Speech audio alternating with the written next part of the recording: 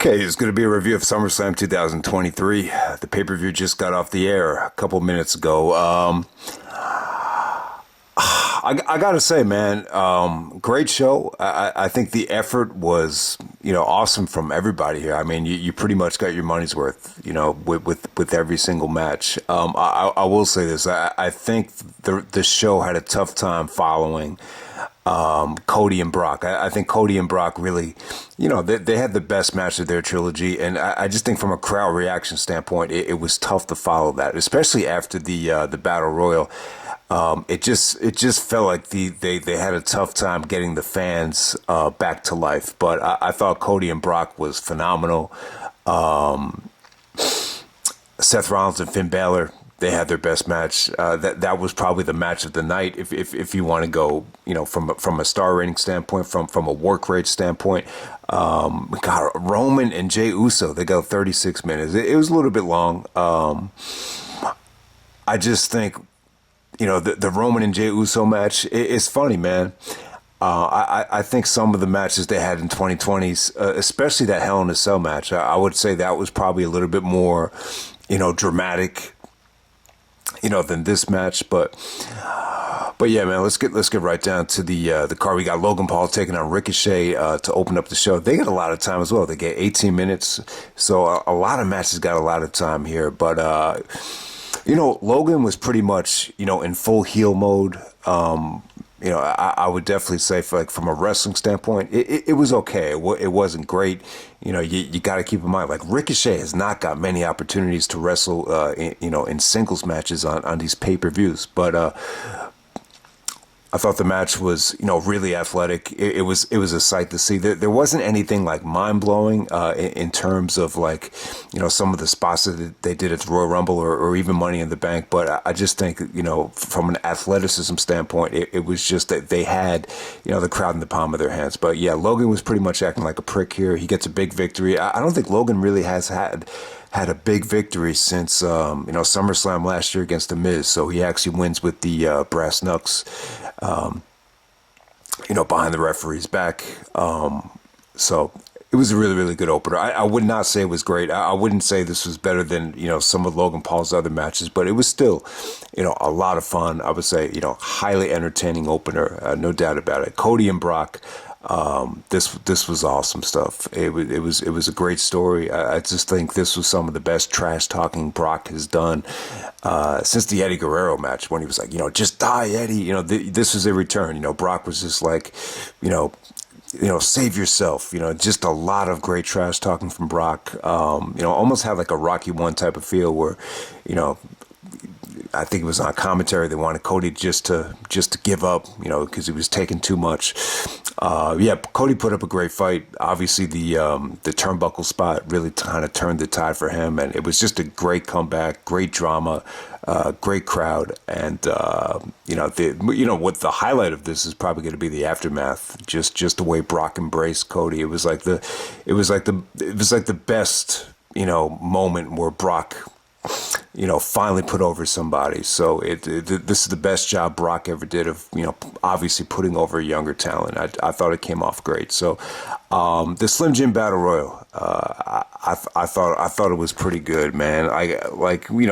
Once this thing started, these Battle Royals are almost like a buzzkill, but it was pretty damn good. I would even say it was better than the Battle Royal than Double or Nothing. But LA Knight actually goes over Sheamus. AJ had a great showing. Once they eliminated Omos, I just thought this was really fun. I just thought, it didn't even feel like a battle royal towards the end of this thing, but it was highly entertaining. You could tell LA Knight was going to go over because of the video package and the storyline with Adam Pearce, but it was really, really good.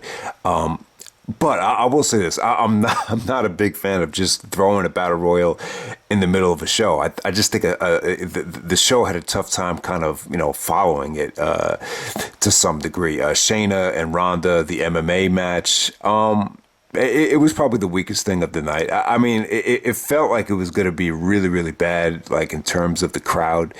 I think there was some boring chants at the beginning of this thing, but it had its moments. It had its moments that there was a really vicious, it was either a kick or a knee from Shayna. That was probably the highlight of the match. But the ending actually came off good.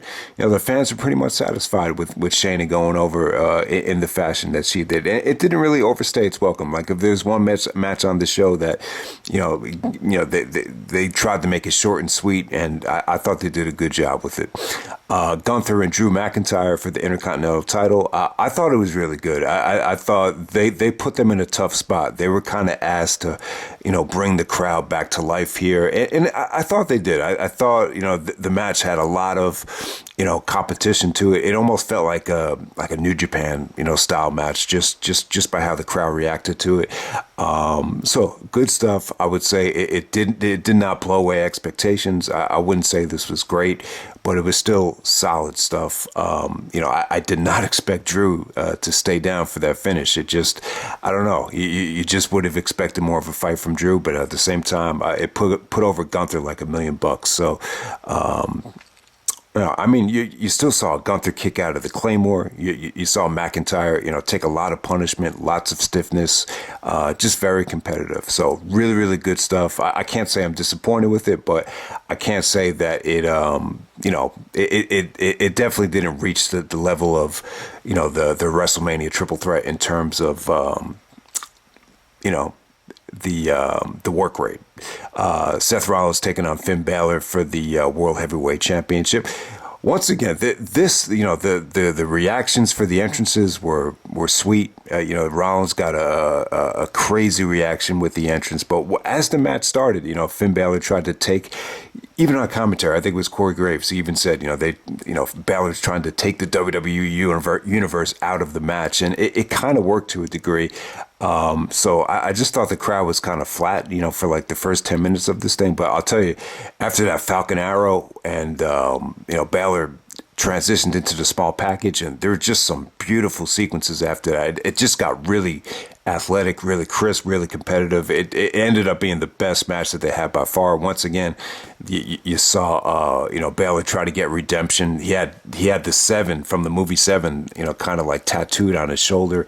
It's payback from that SummerSlam injury, and he actually did that to Rollins, the buckle bomb on the guardrail. So, I thought that was pretty cool, man. I thought this was a great match. Very reminiscent to the other match with Damian Priest coming out with the Money in the Bank briefcase. You had the Judgment Day come out, so just a lot of anticipation. You would have preferred this to just be one-on-one because it was really going well. But even though you had the shenanigans with the Judgment Day, it was still a lot of drama. There was one point where the fans really popped for the coup de grace, and I think everybody thought Finn Balor was winning the title. But somehow, some way, it was Priest. He actually threw in the briefcase, and then Rollins was able to pivot and just hit Balor with the curb stomp on the Money in the Bank. So yeah, and once again, you saw a lot of tension between Finn Balor and Damian Priest over them just being out there. So it ended up being a great match. Probably the match of the night.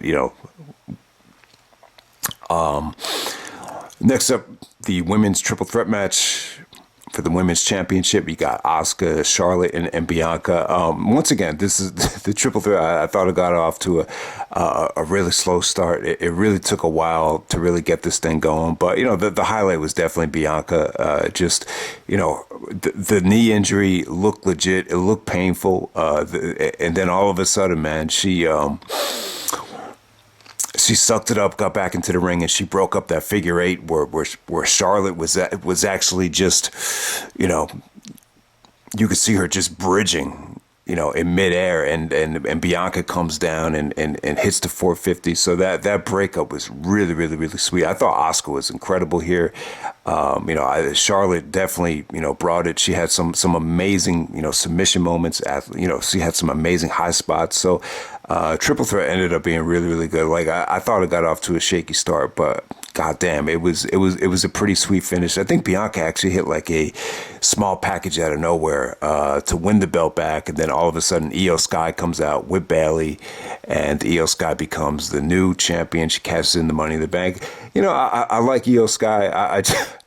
I just kind of feel bad for her because you know, I just feel like a lot of these Money in the Bank cash-ins, I mean, it's cool in the moment, but I just think over time we've seen so much of them that it's tough to get excited about it. I mean, you've seen Alexa Bliss do it. You've seen, you know, Liv Morgan do it. It's just like, you know, here we go. Now it's her turn. So I don't know. You know, the Money in the Bank pay-per-view, it's cool, you know, to watch those ladder matches, and they're entertaining, but these cash-ins, man, I don't know. I don't know how this is going to age, but, you know, let's not take anything away from Io Sky. She didn't really wrestle, but she had a really, really nice moment. So we'll see if she could, you know, use it as momentum to really make something of herself. So she's a hell of a talent, but that triple threat was pretty damn awesome. Like they really. Beautiful booking there. That whole injury segment with Bianca, and then coming back into it. You know, that was one injury where I thought it might have been legit. I really did, but it was very well worked. Next up, we have Roman taking on Jey Uso, the tribal combat for the Undisputed Championship, and the winner's going to be the Tribal Chief as well. I did not really care for the whole, you know, Tribal Chief stipulation, but you know, the match was fine. It wasn't bad. I think it was a little bit long. I think these, you know, bloodline matches are, you know, obviously you love them. You know, they almost feel like segments at times, especially with the interference with Solo Sikoa. You know, Jey Uso and Roman, they took a lot of punishment out there. This felt like, you know, a crazy match with lots of table bumps, lots of kendo sticks, and the strap stuff is probably going to be the highlight of the match. Just some of those strap shots that Roman took where he was actually bleeding from it. So, you know, that was pretty cool. You know, Jey did, you know, he was able to, you know, get revenge on Solo and put him through the table, you know, the same way Solo put them through the table the previous pay-per-views. So, you know, I thought all that stuff was cool. But, you know, I thought about the Jimmy Uso stuff. You know, obviously you thought about, you know, Jimmy Uso, how's he going to react with Jey Uso, you know, calling himself main event Jey Uso and all that stuff. So, yeah, Jimmy Uso actually comes out with the Solo Sikoa hoodie after, you know, it looked like Jey had it won. And, yeah, so Jimmy Uso calls Jey Uso the match. And, you know, Roman gets another successful title defense. It was, you know, you never really seen the Usos go at it before. I don't really think you have. You know, you kind of knew Jimmy was going to turn, and there was some "fuck you, Jimmy" chant. So it is what it is. I was not crazy about the main event. I think the effort was phenomenal from both guys, but at the same time, I just feel like the main event definitely, you know, I think it dragged a bit. I think it got too much time. I think they just had, you know, some tough pacing issues, just trying to follow everything. But yeah, I do think the Roman and Jey Uso stuff from the pandemic, especially the Hell in a Cell, that just definitely had, you know, more drama. It just felt like there was better tension there, just more engaging stuff. So, you know, who would have thunk it? Without fans too, but you know, this was still a great main event, still a great effort, you know, from both guys. And you know, I think if you want to say that, you know, the question mark would be, did Jey Uso pass the test? Was he ready for SummerSlam?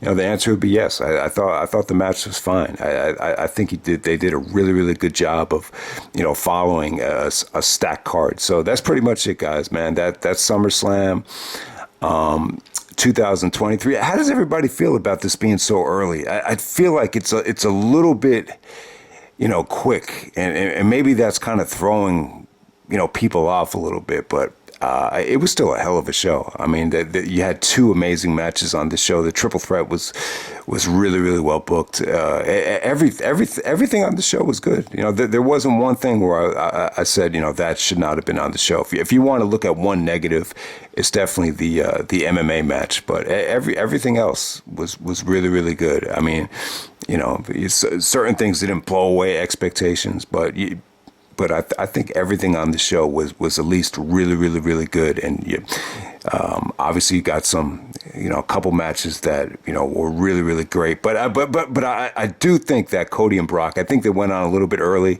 I think you could have made a big argument that should. I actually thought that was going to main event. I thought maybe that should have been the main event, and maybe it should have been, looking back on it, because it was really damn good.